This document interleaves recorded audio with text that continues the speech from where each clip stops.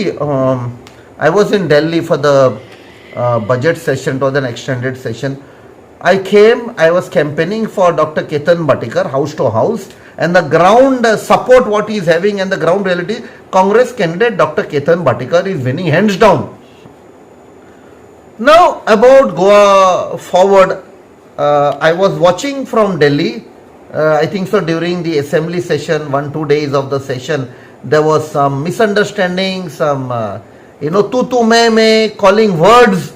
So it was unfortunate, and I think so as an alliance partner, Goa forward has to participate and directly campaign for Dr. Ketan Bhatikar.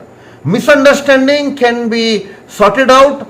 As an alliance partner, there are channels of discussing and sorting out matters of misunderstanding or whatever allegations have been put against each other.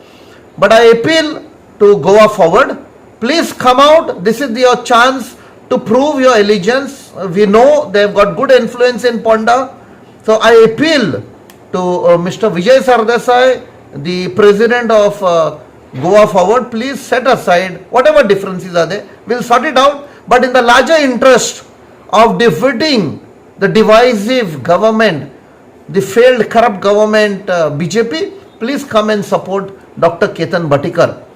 In fact, just before the budget session ended, one of their leaders, Mr. Durgadas Kamath, came there to the parliament, I think so, through some MP from Rajasthan. He had come to the gallery. He met me, and there also I had told, I said, you all should support the Congress candidate in Ponda. But I have not heard after that. But I appeal to go forward. There are only few days left. 7th is the last day of campaigning. Please come immediately and campaign for Dr. Ketan Bhatikar.